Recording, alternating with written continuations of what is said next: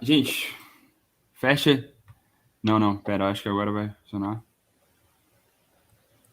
Certo, tá funcionando. Oi? Gente, voltamos aí. Perdão o atraso, tivemos algum problema. E não, é isso, tivemos alguns problemas, mas já começamos de novo. Então, voltando aí para a explicação, vou voltar para eles, o Luiz e o Felipe Faria, eles vão continuar.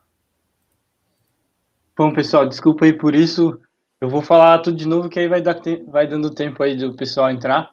Mas eu e meu colega Luiz, a gente trabalha em uma equipe chamada Escuderia CJ, é uma equipe totalmente dedicada ao automobilismo. Está nessas 4 categorias: Stock Car, Copa Truck, TCR Sul-Americana e na Endurance Brasil. E, e um comentário assim recorrente que a gente recebe é que a gente é a primeira pessoa que conhecem, que trabalham no automobilismo, né? Entre amigos, no dia a dia, pessoas quando descobrem o que a gente faz. E hoje a gente veio contar, né, como que é trabalhar com corrida, explicar um pouco como que é viver 100% do automobilismo no Brasil, explicar um pouco do cenário do automobilismo no Brasil, quais são as principais características do engenheiro dentro do automobilismo e o que a indústria ou o comércio, tanto faz, a academia, qualquer ramo, pode se inspirar no automobilismo. Características boas que o automobilismo tem, que, que poderiam ser usadas na engenharia no geral.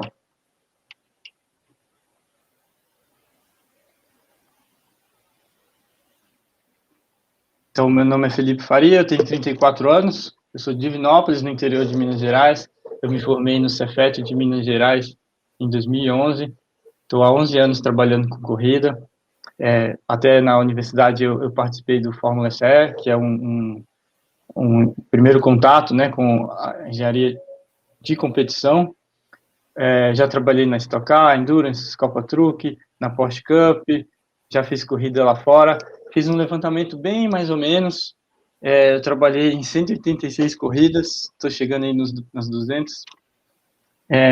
Eu comecei em 2011, né, na JL, na época chamava JL, hoje chama de Afone Racing, é uma empresa em Cotia, é a maior empresa totalmente dedicada ao automobilismo da América Latina. Ela faz os carros da Stock Car e diversos outros produtos para corrida. Naquela época eu trabalhei, inclusive, num projeto junto com a equipe RM oficial Volkswagen. Eu também, aí logo que eu saí de lá, eu fui trabalhar como autônomo, fazendo eventos, né, nas corridas, somente nas corridas, e aí eu trabalhei primeiro na Stock Car, na equipe Mix Racing e na equipe JLM, Brasileiro de Marcas. Fiquei lá 4 anos, fui para Full Time Sports, e também na Escuderia 111 na Endurance Brasil. E hoje eu estou na Escuderia CJ, nós somos a única equipe que está nessas 4 principais categorias do Brasil, né? Stock Car, Copa Truck, Endurance e a TCR Sul-Americana. Bom, pessoal, primeiramente, boa noite para todos aí. Meu nome é Luiz Alves, eu sou natural de São Paulo, me formei em engenharia mecânica pela FEI, com ênfase em automobilística. Participei do projeto de fórmula da faculdade. Já tenho aí uns 8 anos trabalhando profissionalmente com automobilismo. Vou mostrar um pouco para vocês aí da minha linha do tempo. Comecei, como a grande maioria do pessoal que trabalha com automobilismo, nos projetos de fórmula da faculdade. Então, fiquei durante 3 anos no projeto do Fórmula FEI. Em 2014, surgiu a oportunidade de fazer um estágio na Porsche GT3 Cup, que é uma categoria um pouco diferente do convencional, né? Não é uma categoria de equipes. É uma categoria onde a mesma equipe prepara os 40 carros e fornece para os pilotos estarem participando das competições. Então, trabalhei bastante com a equipe de engenharia na manutenção dos carros, para estar sempre entregando aí os carros numa uniformidade, tanto de confiabilidade como de desempenho. Em 2017, recebi um convite para trabalhar na Stock Car, na equipe Full Time Sports. Entrei lá como engenheiro de dados, trabalhei de 2017 até 2019 como engenheiro de dados. Em 2020 tive a oportunidade de virar o Racing Engineer, que a gente fala, que é o engenheiro do carro. E agora, esse ano, abracei esse projeto aí, uma equipe nova, uma equipe participando aí de multicategorias, que é a escuderia CJ, também tem a equipe de Stock Car, equipe de Copa Truck, de Endurance e de TCR. Uma das principais perguntas que sempre nos fazem, né, é o que você faz, né? Exatamente o que você faz na corrida. E tem basicamente 2 trabalhos bem distintos. Um é no dia do evento mesmo, na pista. Normalmente a gente aquisita muitos dados, então tem que tratar esses dados, ler, interpretar, utilizar eles em prol do desempenho do carro. Ajuste do setup de carro, né, que é exatamente desenvolver que tipo de características da pista vão pedir do carro ou do piloto, ajustar o carro, o ajuste fino para aquela determinada condição, né, seja climática ou da pista em si, alguma coisa pertinente àquele evento. E, obviamente, estratégia e condição da corrida, que é o que normalmente todo mundo remete à engenharia. Então, que horas vai parar, abastecimento de combustível, troca de pneu, tudo isso é responsabilidade do engenheiro. Uma outra responsabilidade grande dos engenheiros, né, talvez não apareça tanto isso, porque o que aparece na televisão ali durante as corridas é o trabalho de pista, né, mas o que é muito importante também é o trabalho de oficina. Se você não fizer um bom trabalho de oficina, você vai chegar no final de semana e vai só bater cabeça ali, né. Então, as atividades que a gente normalmente desempenha na oficina é tanto desenvolvimento e projeto tanto de componentes para o carro, né? Você vai estar sempre tentando fazer uma peça que vai te dar um desempenho melhor, vai tentar fazer uma peça mais leve, uma peça mais confiável. Você também vai tentar desenvolver alguns dispositivos para validar alguns componentes do carro, né? Então, além de desenvolver dentro do carro, você desenvolve ferramentas na oficina para estar aí medindo rigidez do chassi, para estar desenvolvendo um dinamômetro de amortecedor. Você consegue desenvolver várias outras ferramentas para testar os componentes do carro, né? Para simular uma situação de pista. E a gente elabora bastante relatórios também. A gente tem os relatórios que são vindos de informações tanto de cronometragem quanto dos dados obtidos pelo sistema de aquisição de dados do carro, feedback dos pilotos. Então, a partir desses relatórios que a gente consegue criar um histórico e ver se a gente está indo no caminho certo, como está sendo a evolução da equipe, como está sendo a evolução do carro. Então, é um trabalho bem importante também que não aparece tanto na televisão, assim, vamos dizer. Bom, o automobilismo no Brasil, ele tem basicamente essas 4 vertentes. E eu queria ressaltar que eu estou excluindo o motociclismo, tá? O motociclismo também seria considerado na engenharia de competição, mas é de uma outra federação, de outra confederação, né? Confederação Brasileira de Motociclismo, e eu mesmo, particularmente, tenho pouco contato com isso, eu não saberia dizer com tanta propriedade, mas o automobilismo em si, que seria corrida de carro, tem essas 4 vertentes. O kart, muita gente acha que é a porta de entrada para o automobilismo, e sim para pilotos, né? Normalmente os pilotos começam no kart, mas existem profissionais 100% dedicados ao kartismo. Uma vertente do automobilismo profissional mesmo, não é brinquedo, não é aquele kart recreativo, aliás, mas tem gente que vive disso. O rally seria o automobilismo da terra, né? A gente acabou de ter, por exemplo, o Rally dos Sertões, que é um dos maiores eventos de automobilismo do Brasil. É corrida, mas na terra, não no asfalto, não dando volta no mesmo circuito. A arrancada, que é a corrida em linha reta, né? Então, basicamente, é uma arrancada mesmo, normalmente a pista tem 400 metros, tem de 200, 400, mas também uma vertente do automobilismo. E, por fim, o circuito, que é o que a maioria das pessoas conhece e tem familiaridade devido à Fórmula 1, que é o que eu e o Luiz trabalhamos, em volta de um circuito mesmo. Normalmente a corrida são várias voltas em um determinado circuito. Então, a Stock Car, a Fórmula 1, por exemplo, é essa modalidade do automobilismo. Esses são os números da CBA que eles nos passaram. Hoje, no Brasil, existem 22 equipes profissionais cadastradas na CBA. Como o cadastro não é obrigatório, a gente estima que tenha muito mais, tá? Eu já vou mostrar para vocês uma estimativa nossa aqui, mas no mínimo 22 equipes cadastradas, 137 profissionais, com certeza é muito mais que isso. Existem 7 escolas de pilotagem, 7 escolas de kart. Essa estimativa aqui é nossa, então não sei te dizer a precisão disso aí, mas pelo menos 50 equipes no Brasil atuando em nível nacional, ou seja, que participam de eventos em diversos estados do Brasil. A nível regional, ou seja, equipes que estão só em São Paulo, só em Curitiba, etc., na nossa estimativa tem centenas de equipes. Milhares de profissionais, com certeza. Cada evento, por exemplo, da Stock Car, tem, agora não por causa da pandemia, mas normalmente teria 2.000 profissionais trabalhando, isso incluindo equipe e pessoas ligadas ao evento. Então, só aí já é muita gente. Então, assim, difícil estimar, mas tem milhares de profissionais no Brasil. E PIB, né, também, mais uma vez, difícil precisar, mas só na Stock Car, assim, fácil, cada equipe tem um orçamento de 4 milhões anuais, são 17 equipes, mais a verba relacionada ao evento em si. Então, só na Stock Car são mais de 100 milhões de reais por ano. Isso, eu estou falando de uma categoria só, né? Se a gente for pegar todos os eventos do Brasil, aí soma muito mais que isso. Bom, a gente fez um levantamento extraoficial aí para estar tendo uma base aí de comparação dos salários de um engenheiro do Brasil, né? A gente pegou as principais equipes no âmbito nacional, né? Elas estão situadas nas regiões sul e sudeste, e pelas nossas estimativas aí, o salário desse engenheiro vai variar entre 5 a 20 mil. O que vai fazer existir essa variação, né?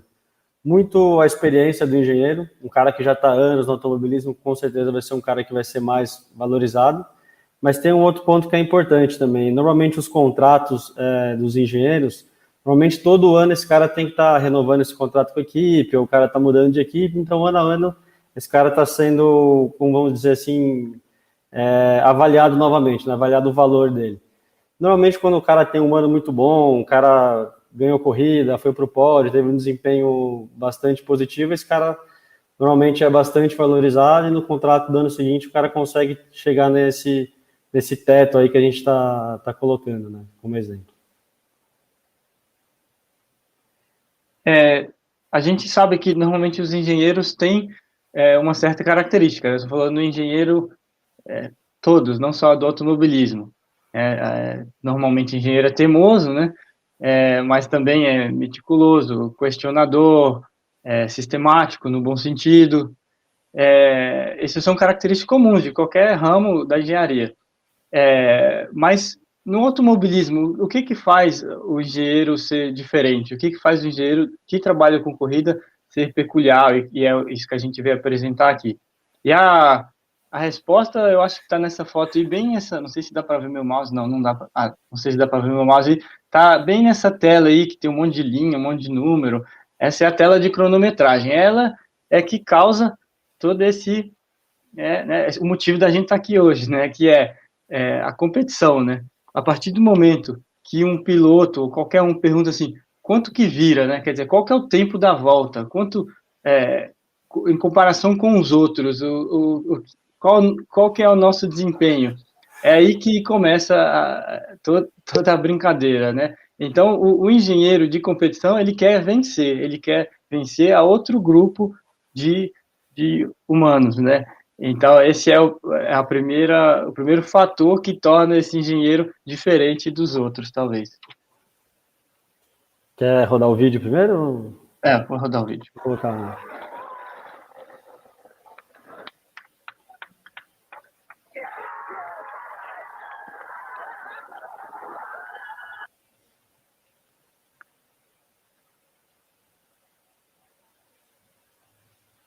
Bom, esse é um vídeo recente, né? Um vídeo desse ano, quando a McLaren voltou para o pódio com o Lando Norris. E isso exemplifica bastante uma das características que o engenheiro de automobilismo ele tem, né? Grande parte dos engenheiros, para não falar todos, né? Não só dos engenheiros, mas de todo mundo que trabalha com automobilismo, é muito movido pela paixão, né? Querendo ou não, é um trabalho super estressante, você viaja bastante, fica longe da família. Deixa eu voltar lá. E então, é um negócio que, assim, para você parte do princípio que você gosta muito daquilo, você tem paixão pelo automobilismo, e aí você acaba entrando nesse meio. E isso, muitas vezes, é o que te mantém trabalhando com isso, né? Até não vou entrar no mérito, mas dificilmente a gente veria uma equipe de vendas, por exemplo, com uma comemoração dessa batendo a meta do mês, né? Então, é até uma coisa que eu falo pro pessoal. Cara, ganhou corrida, foi pro pódio, comemora bastante, porque é bem difícil. E o automobilismo, de certas formas, ele até chega a ser um pouco injusto, né? Porque as equipes que não ganham corridas, que não vão para o pódio, que não são campeãs, trabalham tanto quanto as outras, né? Eles têm o seu esforço, não atingiram o resultado, porque no final só um que ganha, e as pessoas se mantêm muito nesse meio pela paixão, né? A paixão move bastante o pessoal do automobilismo. Bom, então, a primeira característica que um engenheiro de corridas tem que ter, ou tem, é a organização, né? Essa aqui é uma tela de um caderno, né? Um caderno virtual, uma planilha que a gente usa no nosso dia a dia. Isso aqui é o registro de uma só saída do carro à pista, né? Então, o carro saiu, deu algumas voltas, entrou, ele gerou esse bloco, essa planilha aí. Então, aqui tem, primeiro, informações do ambiente, né? Que horas são, temperatura da pista, temperatura do ar. Tem informações do desempenho em si, né? Quanto o tempo de volta e de cada setor. Tem informação do nível dos pneus, né? Então, com a quilometragem que iniciou aquela saída, a quilometragem que termina. Temperatura e pressão dos pneus, né? Então, a pressão do pneu antes de sair para a pista, depois que voltou, a temperatura que chegou no box. Peso e volume do combustível, que influencia diretamente na performance do carro. Feedback do piloto, comentários quaisquer, né? Então, se o piloto achar que tem algum problema, ou mesmo relacionado ao desempenho do carro, ele vai ser registrado aí. E as modificações no carro em si, né? Então, os ajustes de setup do carro.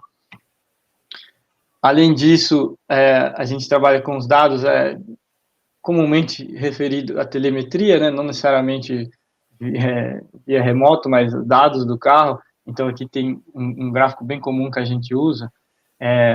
Essa linha bem no meio, essa maior, variando mais, é a linha de velocidade do carro.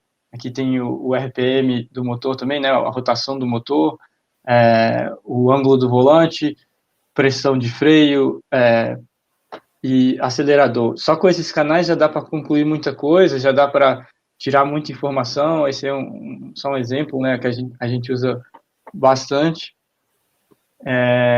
Esse aqui é um outro tipo de informação. Aqui tem os dados do motor, então, por exemplo, pressão de combustível, pressão de óleo, mistura, temperatura do ar de admissão, tudo isso para ver se está tudo ok, mas também para influenciar no desempenho em si, né? Não só tem que estar tudo ok, como tem que ser rápido.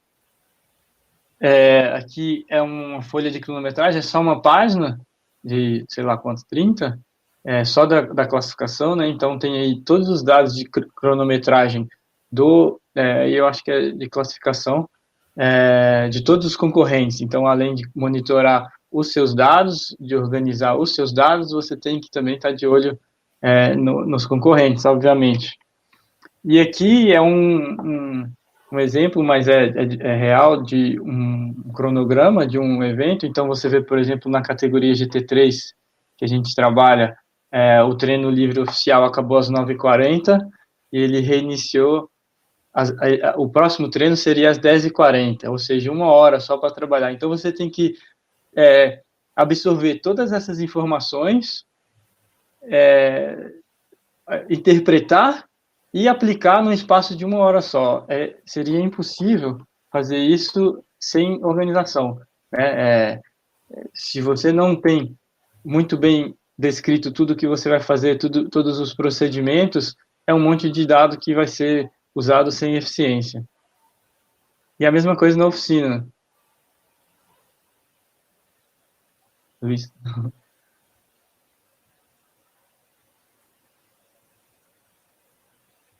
Não girou aqui. Não virou? Tá na oficina aí. Bom, mas na oficina, não sei se está dando para ver, se não tiver, fala aí, Vitor, mas na oficina, por exemplo, você tem, né, aí tá um cronograma real do que aconteceu com a gente esse ano, né, então a gente teve uma batida forte no dia 19 de junho, no dia 8 de julho o carro estava desembarcando de novo em outro autódromo do país para fazer outro evento. Então você, além do desenvolvimento normal, do cronograma normal da oficina, você tem que ainda trabalhar com imprevistos como esse, como acidentes, né? Então, muito planejamento e através da organização, conseguir executar. E isso aqui é o calendário real também da nossa equipe, né? Então, você vê, esse acidente foi no dia 19 de junho, e o próximo evento da Stock Car seria no dia 9 de julho, que eu pus aí, mas nesse meio tempo houveram 3 eventos também que a gente participa, então você tem que manejar tudo isso, né? Tem que organizar não só um evento isolado, como uma batida, mas o resto do projeto, da equipe inteira, que é participar de outros eventos e do desenvolvimento normal do dia a dia. Vamos pôr o áudio aí para o pessoal ouvir primeiro? Ops. Vamos parar na segunda volta de janeiro. Troca traseiro direito, por favor. Ok. Mexe para as barras por enquanto para melhorar. Fox, ok? Fox. Ok, Fox. Equipe, preparar, Gabriel vindo com a bola. Equipe, Gabriel no pit lane. Manter o volante reto e pé no freio. É só agradecer e parabenizar aí ao Gabriel Casagrande, que disponibilizou esse vídeo na íntegra. Aqui vocês ouviram só o áudio, né? Mas foi extraído de um vídeo. Está na íntegra lá no canal do YouTube dele. Quem quiser ir lá e assistir. E também no Instagram, ele está sempre postando coisa legal. Bom, pessoal, esse é um áudio real aí, né, do momento que o engenheiro do Casagrande chama ele para o box.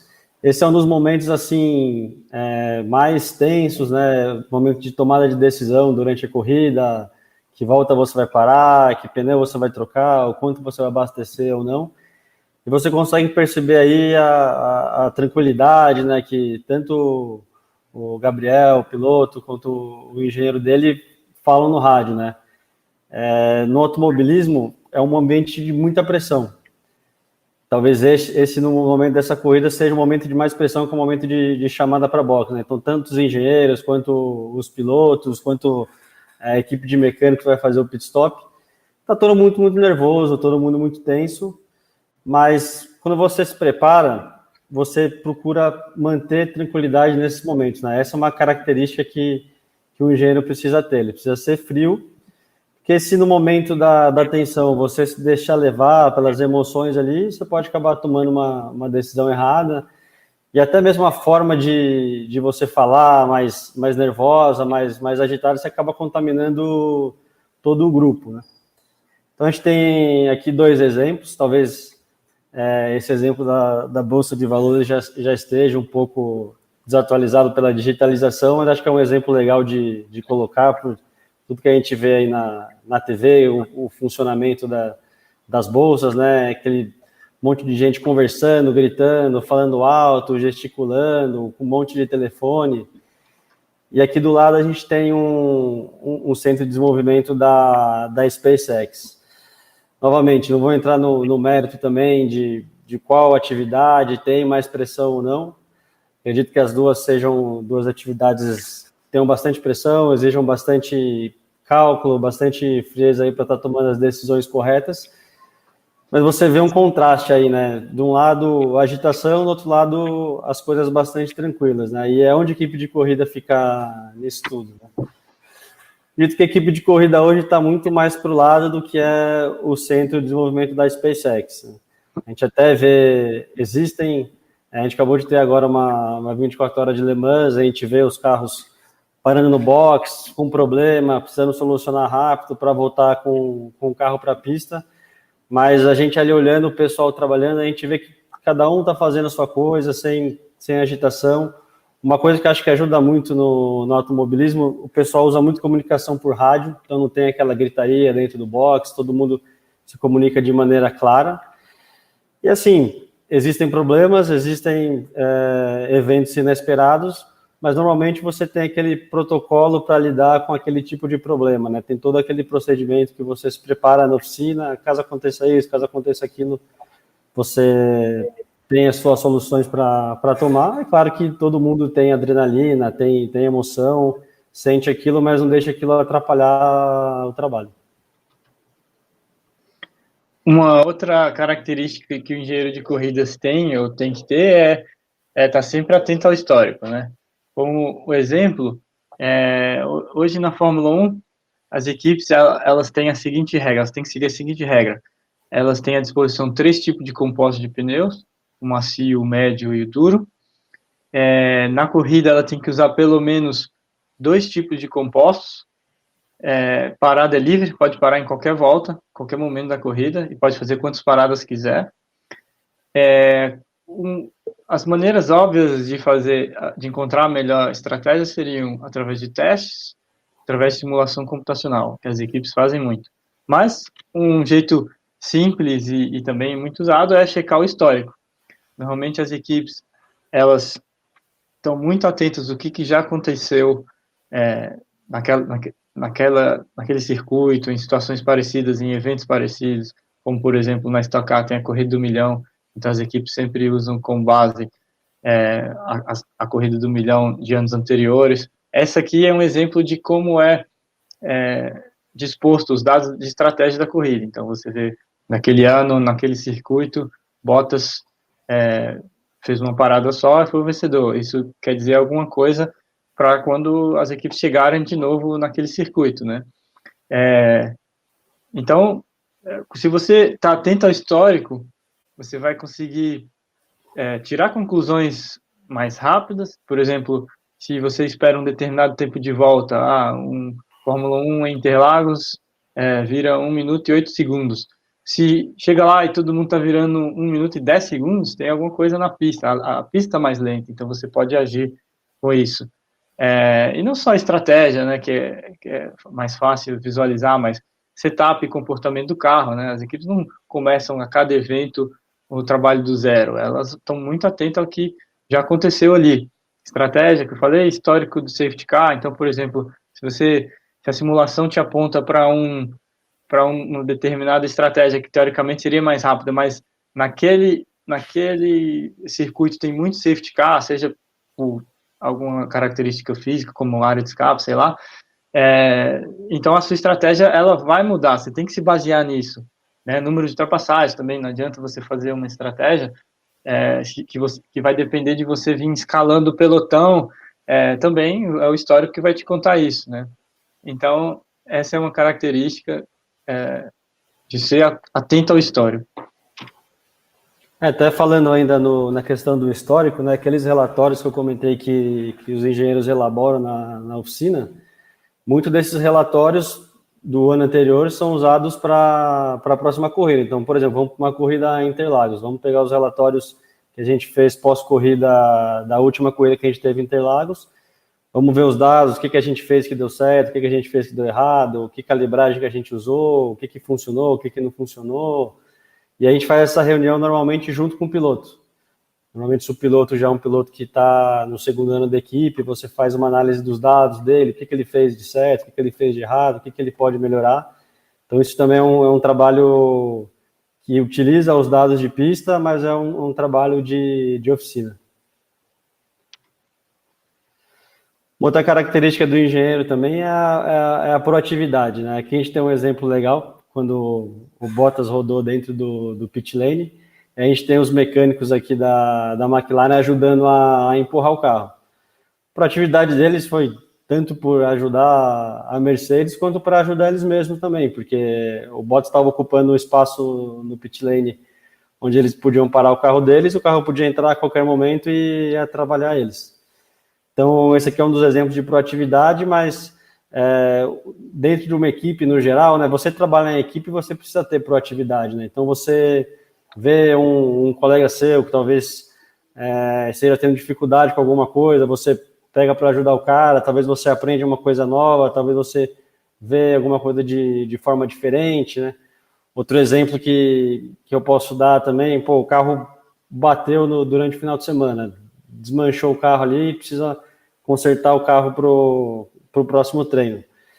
O engenheiro assim não vai ter muito o que ele fazer, de dado para analisar, de olhar a performance, o desempenho em si. Muitas vezes o cara pega, põe a mão na massa ali, põe a mão na graxa, ajuda os mecânicos a estarem reconstruindo esse carro, porque se o carro não voltar para a pista, não vai adiantar nada ele ter desenvolvido ali o melhor setup, achado a calibragem ideal, alguma coisa assim. Bom, e por fim, a última característica que a gente levantou aqui do engenheiro de competição, isso aqui é um print real da minha lista de tarefas aí de um dia qualquer, e vocês podem ver que tem um pouco de tudo aí, né? Tirando na Fórmula 1, onde as equipes são muito grandes, a Mercedes, por exemplo, tem mais de 1.000 funcionários, se não me engano, de colaboradores diretos, e lá cada um é responsável por uma área muito específica. Mas essa não é a realidade do automobilismo em geral, mesmo no exterior, que dirá no Brasil, né? A gente tem que fazer de tudo um pouco porque as equipes são pequenas, né? Então, a nossa equipe, por exemplo, tem 15 funcionários. Então, a gente compra as técnicas, por exemplo, todas nós temos que fazer, e comprar não é só dar o modelo, eu digo, é comprar mesmo, ir atrás, fazer o pagamento, e aí a gente tem que fazer relatório, ao mesmo tempo que tem que desenvolver. Então, você tem que ser um pouco versátil. Dentro da corrida mesmo, aí vocês podem ver ali à direita segurando aquele número 51, que a gente chama de pirulito, né, que é a placa para sinalizar onde o piloto tem que parar. Ali sou eu. Então, dentro da oficina eu tenho uma função, na corrida eu tenho outra, e no pit stop eu tenho outra. Então, a gente tem vários organogramas, né? Para cada situação, a gente tem um organograma. E então, por isso, o engenheiro que trabalha com corrida tem que ser versátil. Ainda falando sobre a versatilidade, né? Tem até...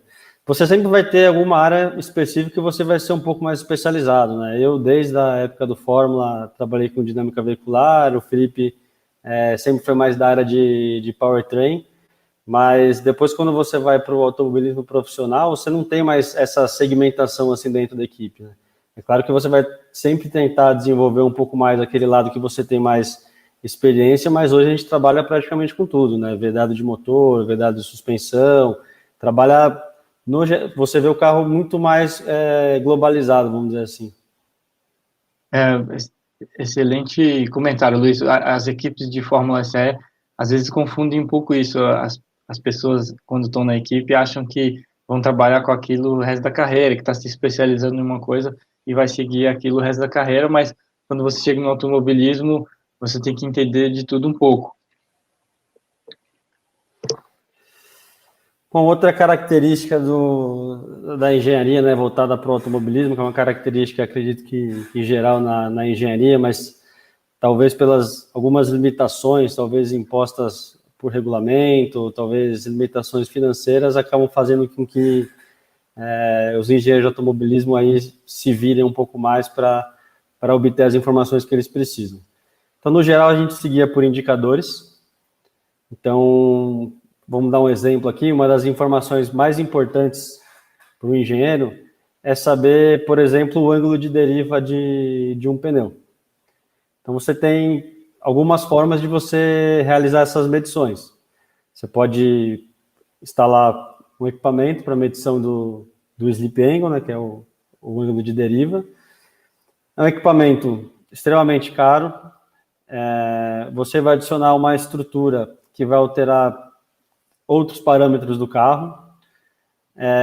Em muitas categorias, você não pode usar esse dispositivo durante os treinos, e muitas categorias também proíbem os treinos privados. Então, acaba que esse tipo de simulação, além de todas aquelas variações que você tem, que o Felipe acabou mostrando, né? Você, quando vai testar um carro de corrida na pista, não é um laboratório com temperatura, pressão, umidade controlada, a temperatura da pista variam os seus resultados, então você tem que procurar algumas outras formas de obter, não necessariamente essa informação, mas de conseguir, não necessariamente precisar dessa informação para chegar no resultado que você precisa. Então você tem algumas fontes de dados, né? Então uma que o Felipe já apresentou, que é o caderno do engenheiro. Então, ali você vai ter a condição dos pneus que você está usando, as pressões frias e pressão quente que você está usando, temperatura dos pneus, os tempos de volta, que são um indicador também de desempenho, volume de combustível, que dá o peso do carro. Você vai extrair informações também dos próprios pneus. Então, aqui na imagem vocês conseguem ver, né? Os pneus, eles têm esses furinhos, onde você consegue medir a profundidade desses furos. Então, normalmente, no final do dia, quando você usa esses pneus, os pneus são raspados para tirar toda aquela borracha que fica por cima dos pneus, aquela sujeira que vem da pista. Esses furos são medidos novamente e você consegue, a partir dessa diferença entre as duas medidas, saber o desgaste do pneu, se o pneu está gastando uniforme, se você está usando muita cambagem, pouca cambagem. Também consegue ter informações, a gente tem na imagem aí, não sei se dá para ver exatamente, mas um ombro do pneu bastante ondulado, né? Isso é uma característica de quando você está andando com pressão de pneu baixa, muita cambagem, então talvez você esteja se expondo a um risco excessivo, talvez você precise rever algum dos seus parâmetros. Você tem os dados que foram obtidos através do sistema de aquisição de dados do carro, então você tem... Isso varia muito das categorias, né? Mas você tem nessa imagem aqui, por exemplo, velocidade do carro, o ângulo de esterço do volante, rotação do motor, marcha, pressão dos freios, posição do acelerador.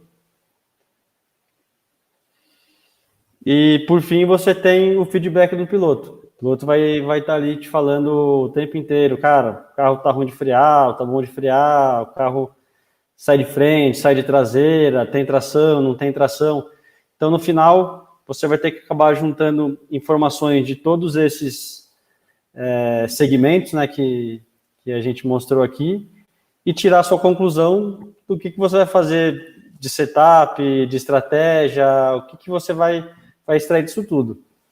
Obviamente que não existe um algoritmo mágico para você estar imputando todos esses outros dados que você extraiu e está tirando a informação que você precisa. Então, muito disso você vai ter que usar a sua experiência. Por isso que a experiência é tão importante no automobilismo. Assim como a paixão é o que talvez caracteriza bastante o engenheiro que trabalha com automobilismo, um outro ponto que as equipes de corrida têm em comum, que a indústria talvez poderia se inspirar, é a motivação pela excelência, né?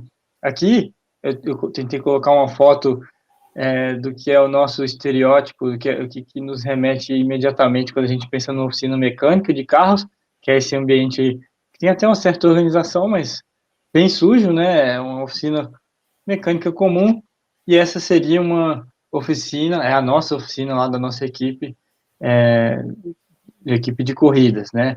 As duas têm como objetivo principal a manutenção, o desenvolvimento do carro, né, de rua contra o de corrida, mas as equipes de corrida normalmente elas primam pela excelência e não só o objetivo final, né? Então a equipe de corrida ela quer ganhar corridas, ela quer estar no pódio, fazer a pole, mas ela também quer ter o melhor caminhão, quer carregar de maneira mais efetiva o caminhão, quer ter o melhor layout do carro, a limpeza, a organização, o uniforme, tudo tem que ser perfeito. Normalmente, é muito fácil a gente ver isso na Fórmula 1, as equipes têm um padrão, um nível muito alto, mas é assim em qualquer equipe que trabalha com automobilismo. Uma outra coisa que é importante, é legal também do automobilismo, né? A gente olha para o carro às vezes e vê um monte de componente e, cara, pode ter certeza que cada componente que está ali, ele é necessário. No carro de corrida, nada que a gente coloca nele é algo estético ou algo que não tem a sua função específica de funcionamento. E a gente sempre vai, claro que tem algumas tecnologias que demandam desenvolvimento de componentes mais complexos, mas a simplicidade funciona muito bem também no automobilismo. Então a gente tem um exemplo bem legal aí na imagem, que são esses elásticos que estão prendendo o cinto do piloto, e a função dele é simplesmente puxar o cinto para cima quando esse piloto descer do carro. É bastante utilizado isso em provas de longa duração, quando você tem troca de pilotos, para facilitar a entrada do próximo piloto. Então, a solução simples, às vezes, é melhor do que você procurar fazer algo super complexo para resolver aquele problema. É simples, barato e funciona. Que também é um exemplo que a gente tem aqui nas válvulas dos pneus, né? De novo, você tem aí, esse é um TCR, né? Você tem, ele até tem uma proximidade de geometria, assim, com um carro de rua, mas por dentro ele tem diversas outras tecnologias, outras peças muito mais complexas do que você tem num carro de rua. Mas, por exemplo, as válvulas dos pneus são as mesmas de um carro de rua. Por que as válvulas são as mesmas? São as mesmas porque funciona, é o que é simples, barato e funciona. Claro que até hoje a gente tem algumas outras soluções que até também se vendem para carros de corrida e carros de rua também, né? Mas são utilizados talvez em categorias como a Fórmula 1, que permitem esse tipo de acessório, mas são válvulas com sensor de pressão, sensor de temperatura, que são mais informações que você vai conseguir coletar durante o final de semana, mas não é a realidade do automobilismo em geral. E por fim, talvez a indústria ainda tem, assim, poderia se inspirar no automobilismo, né? É apostar na versatilidade e na experiência. Então, só a título de exemplo aqui, a gente criou uma vaga qualquer aqui, totalmente fictícia, tá? Engenheiro, se alguma empresa, a indústria quer um engenheiro para coordenar um projeto de ponte rolante, né? Então, tem uma fábrica que faz ponte rolante e eu preciso de um engenheiro para coordenar meus projetos. Os pré-requisitos, de novo, fictícios, estamos inventando aqui, domínio do software, normalmente, as empresas sempre pedem o software que ela usa, né? Então, seja de CAD, de simulação, seja lá o que for, as empresas pedem. Experiência no cargo, então, as empresas querem alguém que já trabalhou num cargo semelhante, especialista no método, seja lá qual método, seja de organização, de gerenciamento de projetos, ou um método técnico de dimensionamento de ponte rolante, e inglês fluente, que às vezes nem precisa na vaga, mas se você não coloca um pré-requisito, ninguém vai levar a sério, né? Tem que ter inglês fluente. E aí um candidato qualquer que nós inventamos, com 10 anos de experiência em projetos de trem, de locomotiva, e 3 anos envolvido no lançamento da Falcon 9, lá da SpaceX, né? Ou seja, um cara extremamente competente. Para essa vaga, normalmente na indústria, ele não serviria. A gente criou um outro exemplo também de uma vaga fictícia aqui de um engenheiro de performance, um engenheiro de desempenho na Stock Car. Os pré-requisitos para a vaga seriam os conhecimentos de veículos de competição, domínio de leitura de dados de desempenho e vivência em pista.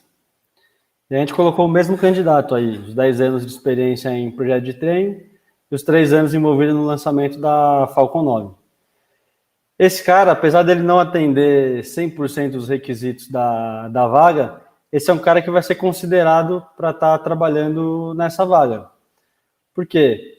O cara que trabalhou aí 10 anos com projetos de trem, o cara que trabalhou no lançamento da Falcon 9, o cara tem conhecimento em veículos, tem conhecimento em questões de dinâmica, em questões de aerodinâmica, que são conhecimentos que são importantes para os veículos de competição. Então, ele não tem o conhecimento específico em veículos de competição, mas com certeza ele tem um background que ele vai conseguir aplicar e talvez, por estar fora da caixa, fora da bolha do automobilismo, talvez até trazer uma ideia nova para a equipe. Domínio de leitura de dados específico para a corrida, talvez ele não tenha, mas ele deve ter trabalhado com muitos dados, principalmente no lançamento da Falcon 9, o cara deve ter uma experiência em leitura de dados, em calibração de sensores, algo do gênero, instrumentação. Então, esse é o cara que também pode ser útil para a equipe. O que vai faltar para o cara é a experiência em pista. E talvez, nesse momento, dependendo da vaga, seja interessante trazer o cara para dentro, trazer o cara para a equipe e ver o que ele tem de experiência, se essa falta de experiência dele vai atrapalhar ou não. Bom, para quem quer seguir carreira no automobilismo, não tem fórmula correta, assim, não tem somente um caminho, tem vários, mas na opinião minha e do Luiz, primeiramente, é difícil você encontrar alguma coisa no LinkedIn e muito menos no Instagram, né? As equipes não têm esse hábito de postar aí, elas vão atrás sempre do mercado interno, mas para você criar contatos, para conseguir se envolver com pessoas que estão no automobilismo e assim ser conhecido e assim ficar sabendo das oportunidades, a gente recomenda se envolver em qualquer nível do automobilismo, ou seja, vai no kart indoor, se vai ter uma corridinha de kart de longa duração, que troca piloto e tal, vai lá, faz a estratégia da sua equipe, no nível amador mesmo, se você tem um amigo que tem track day, vai, ajuda ele com a pressão dos pneus, se envolva em qualquer nível, não só fique esperando uma vaga numa equipe de Stock Car, de Fórmula 1, isso pode acontecer também, já aconteceu, mas tem que se envolver em qualquer nível. Muita gente nos procura e tenta nos sensibilizar falando assim, eu gosto muito, eu sempre fui apaixonado, eu assisto todas as corridas, isso normalmente não é diferencial e não é isso que vai fazer as equipes te contratarem. Por fim, os projetos da universidade, Fórmula SE, Minibase, são altamente recomendados. Eles formam o profissional, eles formam a pessoa para estar pronta para desenvolver essas características que a gente mencionou aqui. E só para ressaltar, essas características que a gente falou, não é que você tem que ter antes de começar a trabalhar. Isso, se você já tiver, ótimo. Se não tiver, você vai desenvolver. O ambiente vai gerar isso em você. Bom, pessoal, tem aí a nossa página, né, tanto no Instagram, tem um canal no YouTube, tem o nosso site também, que é a F-Racing, onde a gente divulga alguns conteúdos sobre automobilismo. Está um pouco parado ultimamente, mas a gente vai se comprometer a voltar e a postar alguns conteúdos bacanas aí. E o Instagram das equipes que a gente trabalha aqui, as equipes que têm Instagram, né, MXPK Sports e a PP Motorsport. Inclusive, quem quiser entrar em contato com a gente, pode entrar no nosso site ou no nosso Instagram e mandar mensagem lá. E das nossas equipes, torçam pela gente lá, acompanhem a gente lá. Inclusive no site da F-Racing, que está o link do curso, Fê? Lá tem um curso gratuito. Tem um link de um curso bem legal lá, gratuito. Queria agradecer especialmente a Gabriela Sanches, que fez o convite para a gente estar aqui. Eu queria dizer que o automobilismo me proviu várias coisas, né? Conhecer vários lugares que eu jamais teria conhecido se não fosse trabalhando com corrida. Conheci muitas pessoas que eu tenho orgulho de poder chamar de amigo. E hoje o automobilismo me deu mais uma alegria, mais um momento que eu nunca vou esquecer, que foi estar aqui falando para vocês. Então, muito obrigado a todos da CEMOV pelo convite. Queria agradecer também ao Bruno Terena, Lucas Miranda, José Mário Dias, que são os fotógrafos que trabalham com as nossas equipes, e eles cederam as fotos. Eles têm Instagram também, quem gosta de fotos de automobilismo, os caras são muito bons, pode acompanhar lá. E também a CBA, que nos cedeu aqueles dados que a gente colocou no começo da apresentação lá.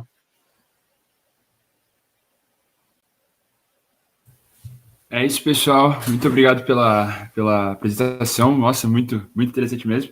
Aqui no lado, a gente tem 12 perguntas. Vocês conseguem ver aí, o Felipe, Luiz? Deixa eu mudar aqui. Eu consigo. Então, podem responder na ordem que vocês acharem melhor. Quiser ler a pergunta.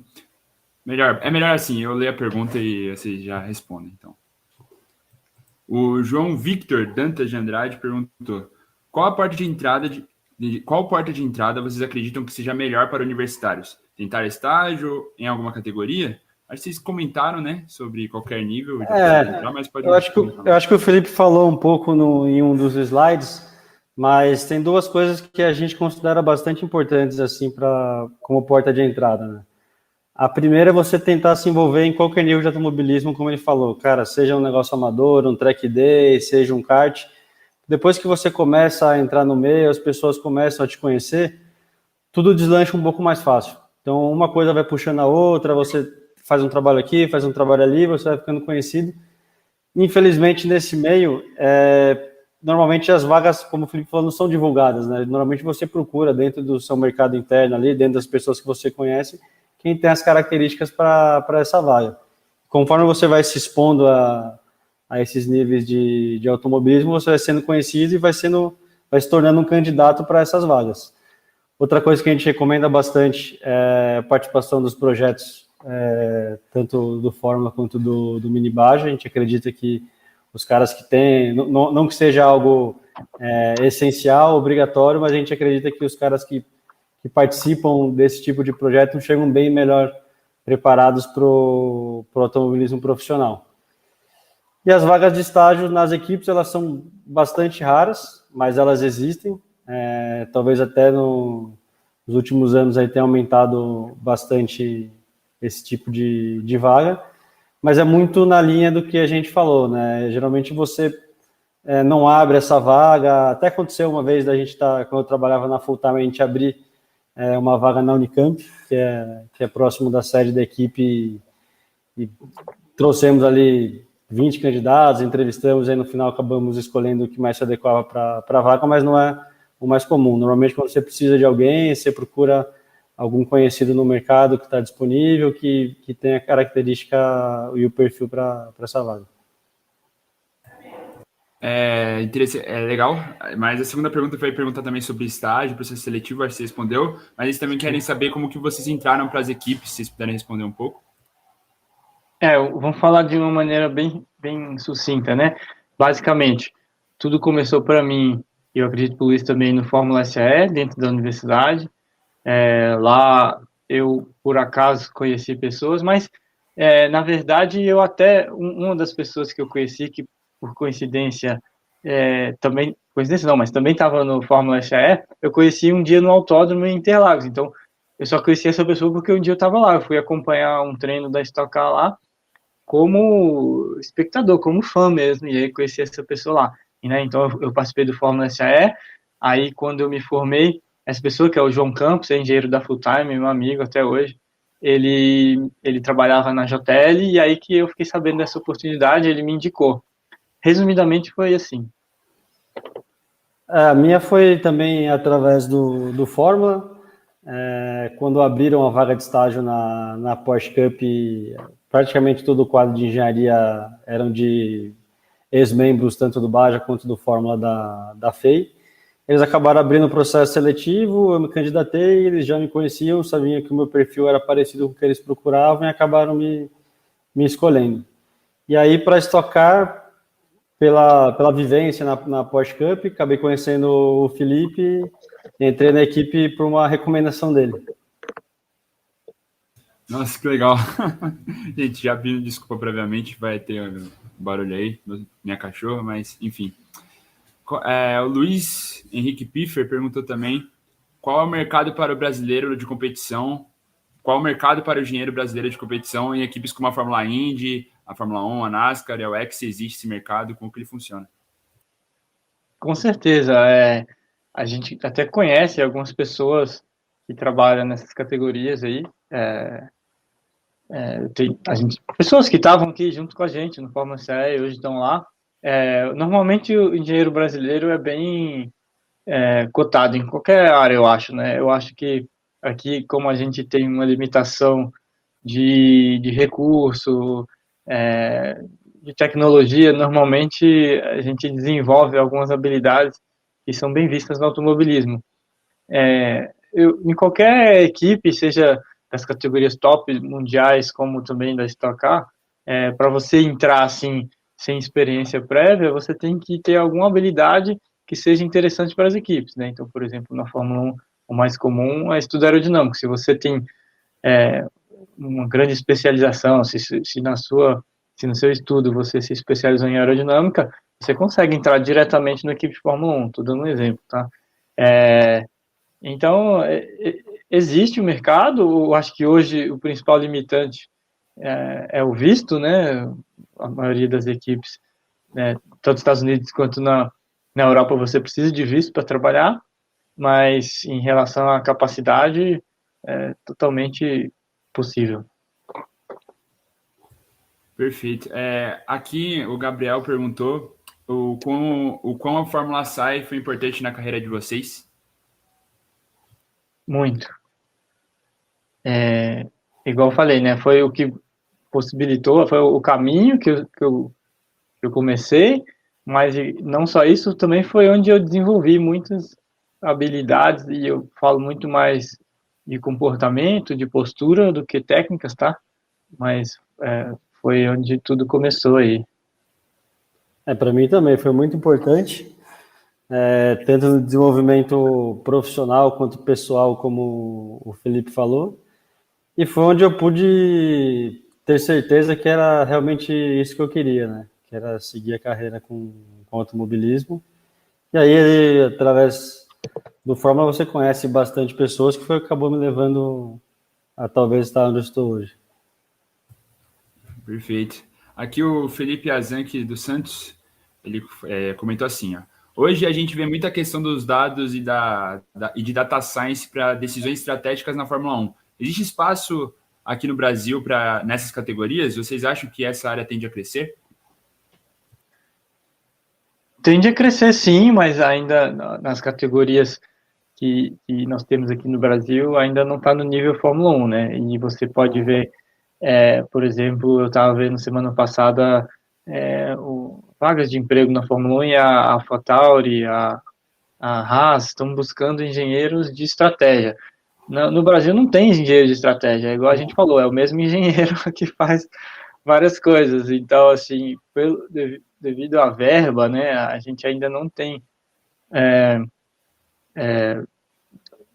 essa especificidade, mas a cada dia que passa está crescendo, sim. As equipes hoje, né, de Stock Car, que é a principal categoria do Brasil, por exemplo, elas estão cada vez no nível maior, assim, em relação ao uso dos dados na estratégia. Sim.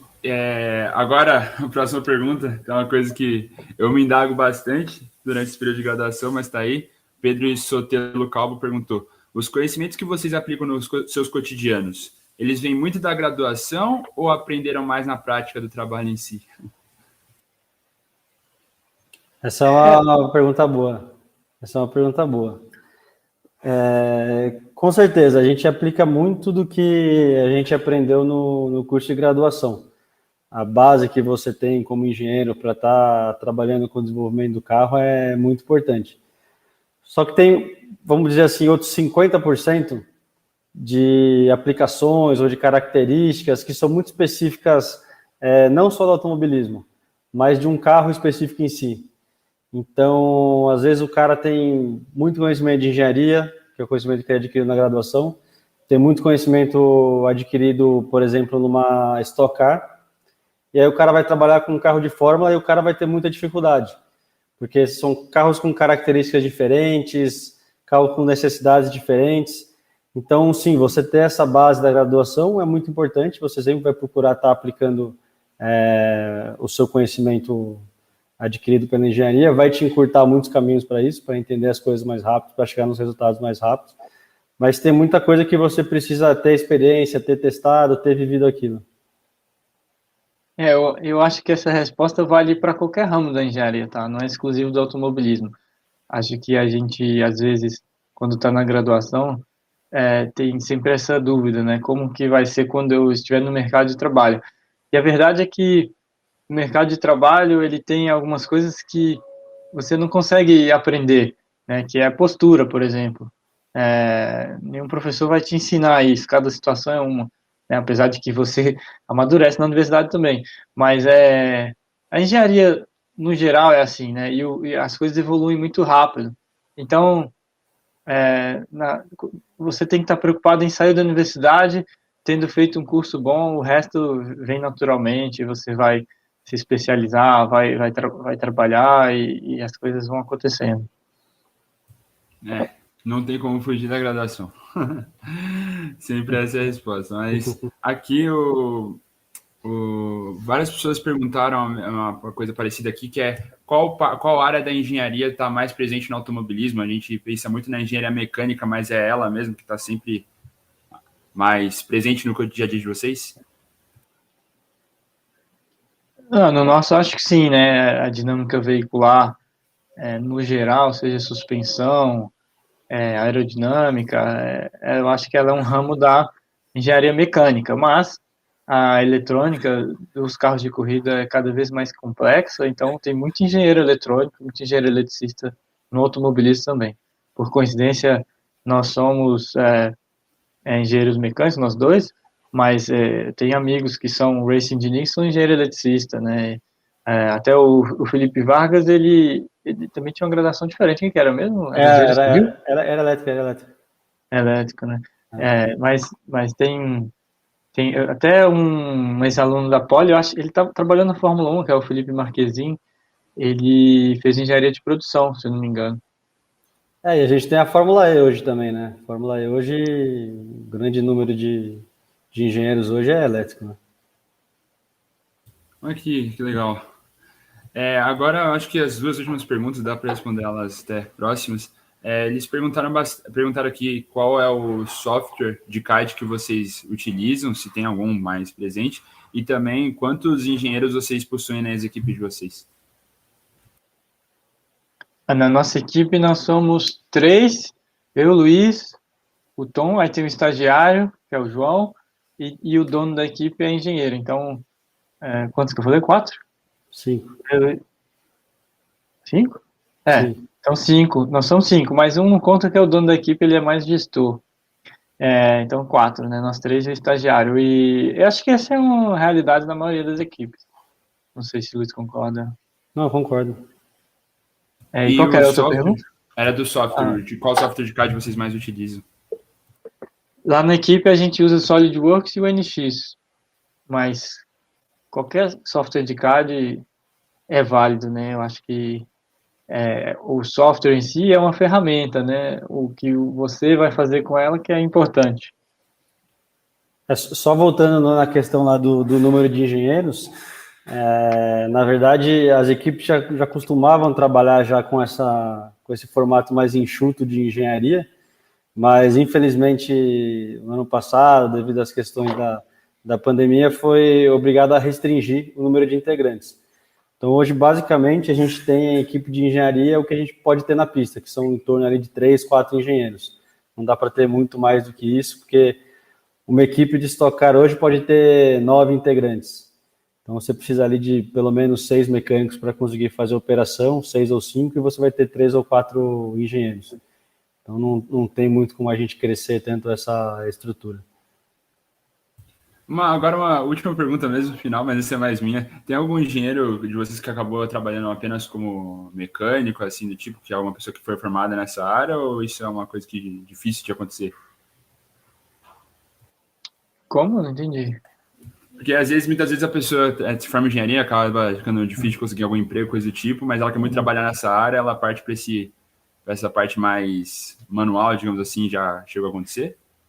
Não, mais ou menos. É muito comum a pessoa querer ajudar de qualquer forma, assim, né? E ela começa se envolvendo de graça, assim, totalmente voluntário, num nível bem básico, e isso gera oportunidades, entra naquilo que a gente falou. Isso eu já vi acontecer já. Agora, assim, de